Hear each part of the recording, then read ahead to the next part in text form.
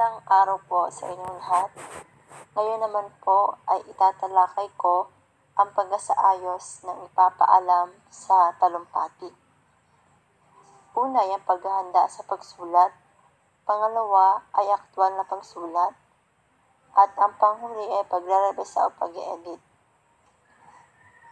Sa paghahanda sa pagsulat, dito sumasaklaw sa pangongolekta ng mga impormasyon at mga ideya para sa sulatin. Dito naman isinasagawa ang pagpaplano sa binubuo ng paglikha, pagtuklas, pagde-develop, pagsasaayos at pagsubok sa mga ideya. Hakbang na maganda sa manunulat bago niya buuin ang borador. Mayroong hakbang sa paghahanda sa pagsulat. Una ay ang paksa. Una, dapat isaalang-alang na manunulat ang pagpili ng paksa. Subalit, madalas na hindi manunulat ang may kapangyarihan sa pagpili ng paksa. Ang paksa ay kadalasang naaayon sa hinihingi ng pagkakataon. Pasilid-aralan, kadalasang guro ang nagbibigay ng paksa sa mga mag-aaral. Kaya naman, dapat napagtuunan ng pansin ng mag-aaral kung anumang paksa ang ibibigay ng kanilang guro. Pangalawa, pangangalap ng mga impormasyon. Kasunod hakbang na dapat gawin ng manunulat, ang paghahanap ng impormasyon na may kaugnay sa isusulat na komposisyon. Sa panahon ngayon, dahil sa patuloy na pagtaas ng antas ng kaalaman ng tao, dumarami na ang produkto ng pananaliksik, bagay na makatutulong sa mga manunulat upang gamiting batayan sa pagsusulat. Maraming paraan ang maaari mong gawin upang makakuha ng mga impormasyong tungkol sa paksang isusulat. Ito ay ang pagbabasa, pagtatanong, eksperimento at iba pang pagkahalin tulad nito ang maaaring magamit sa paghahanap ng impormasyon tungkol sa paksang isusulat. Pangatlo, pamimili ng impormasyong isasama. Matapos na makalikom ng impormasyon, kailangang ituon ang pansin ng manunulat ang pagpili sa mga impormasyong naipon. Dahil hindi lahat ng impormasyong nakakalap ay maaaring isama sa susulatin, kailangang piliin lamang ang sa tingin mo'y mahalaga at angkop sa paksang susulatin. Pang-apat, pagsasaayos ng mga kaisipang nais ibahagi. Mula sa mga nakalap na impormasyon, kailangang isaayos mo ang mga kaisipang isasama sa iyong gagawing pagsusulat. Dito pa lamang, malalaman mo na kung paano ihahanay ang mga kaisipang nakalap. At ang panghuli, organisasyon. Sa bahaging ito, pinibigyan mo ng pansin kung paano mo isasagawa o anong estilo ang gamitin mo sa pagbibigay ng impormasyong nakalap at napili sa mambabasa o makikinig. Ay dumako naman tayo sa aktwal na pagsulat. Sa hakbang na ito, isinasali ng mga manunulat ang kanyang mga ideya sa mga pangungusap at talata. Nag-eksperimento sa pagbuo ng sulatin. Dito malayang gumagamit ng iba't ibang pamamaraan o estilo sa paglalahad ng ideya. Dito rin malayang dinadagdagan o isinasaayos ang detalye. Mayroon ring hakbang sa aktwal na pagsulat. Una, ang pagpili ng angkop na pamagat. Pamagat ng isang komposisyon ang kadalasang unang nabibigyan ng pansin ng mga mambabasa. Ito ang nangahalina sa paningin ng mambabasa. Kaya naman, dapat sa pagpili pa lamang ng pamagat, nararapat na itong pagtuunan ng pansin. Ang pamagat ay kailangang maiksi lamang, orihinal, nakatatawag pansin, at hindi nakakatawa o nakasisira ng dignidad ng tao. Pangalawa, panimula. Sa pagsisimula ng isang komposisyon, dapat mapapansin na agad ang kasiningan, talino, at estilo ng manunulat. Kasiningan ang magdadala sa mambabasa sa pinakamahalagang bahagi ng komposisyon. Isa sa pinakamainam na paraan ng paghahanap ng mabuting panimula ay ang pagbabasa ng mga aktang nasulat na ng mga galing na manunulat. Maaari mo ring gayahin ang kanilang estilo sa simula, subalit sa oras na magkaroon ka ng kakayang pansarili, dapat ka ring kumawala sa estilo ng iba. Pangatlo, nilalaman. Sa loob ng akda, naroroon ang pinakamahalagang isipan at ideyang nais mong ibahagi.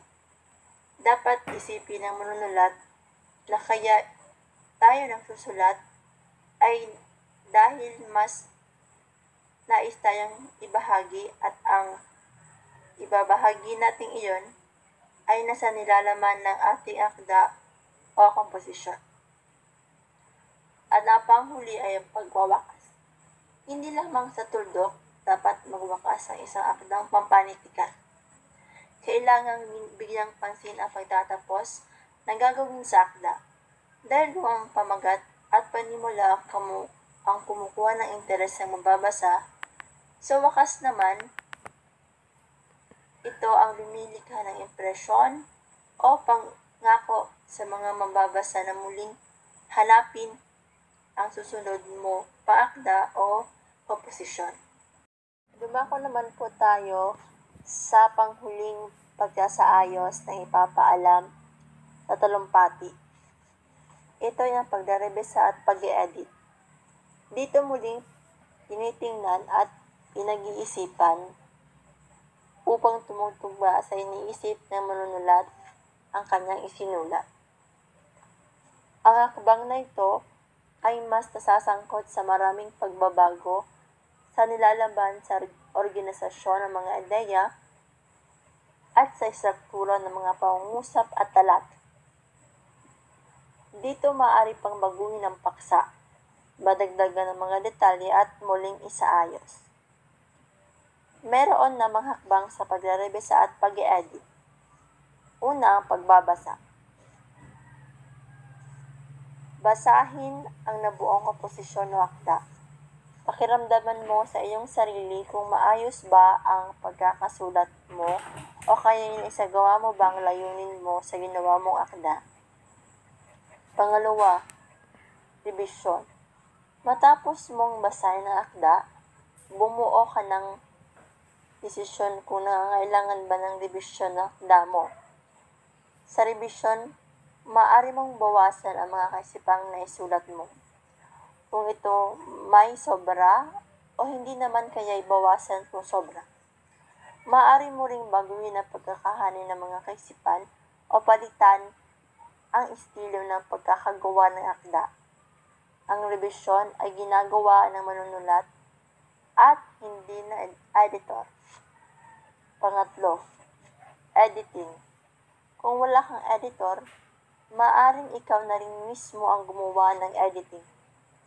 Nangangailangan ng editing ang alinmang produkto sa pagsusulat. Sa bahagi, kailangan bigyang pansin ang may kaugnay sa balarila, tulad halimbawa ng wastong baybay na mga salita, wastong pangungusap, tamang pagpili ng salita o retorika, paggamit ng mga pananda o punctuations, sa paggamit ng malaking titik, pagpapekli ng mga salita, at iba pa ang teknikal na aspetong pangwika. Pang-apat, muling pagsulat. Sulatin uli ang narebesa at inedit na komposisyon. Pang-5, Muling pagbasa. Basahin muli ang isinulat. Pang-anim, pagbibigay puna. Upang ganap na makakuha na agad ng puna mula sa ibang tao, maaari mong ipabasa ang akda o komposisyon mo sa iyong mga kaibigan o kasambahay.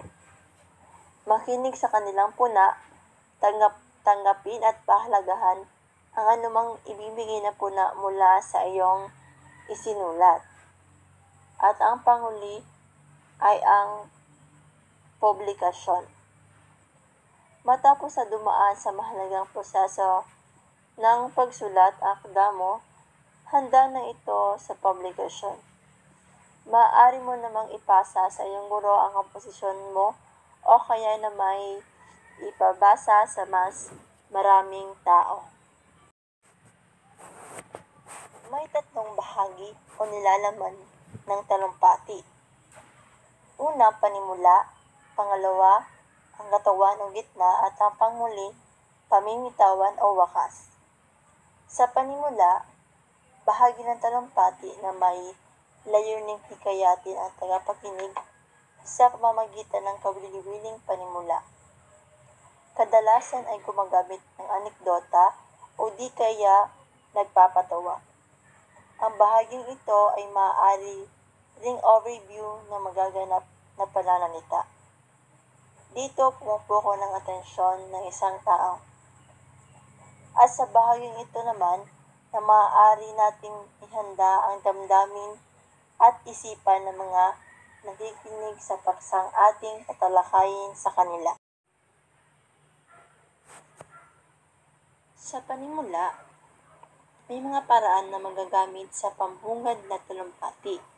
Simulan sa isang sinipi o quotation, salaysay o kwento, malinis na biro, tanong na pang-retorika, mahalagang balita, kawikain, saknong ng tula at anekdota.